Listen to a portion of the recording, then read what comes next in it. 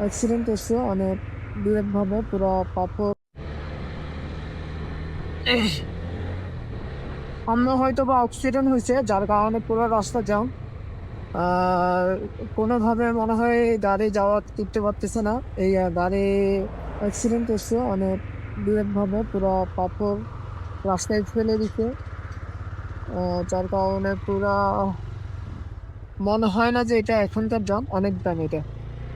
আপনার এখান থেকে শুরু করে দেখা যাক কতটুকু জ্যাম থাকতে পারে।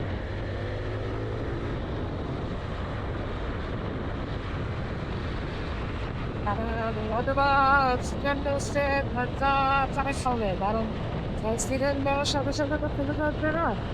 আচ্ছা না, অ্যাক্সিডেন্ট হয়তো বা একটু আগে ঘটছে না হয়, যার কারণে জ্যাম নিয়ে কি না।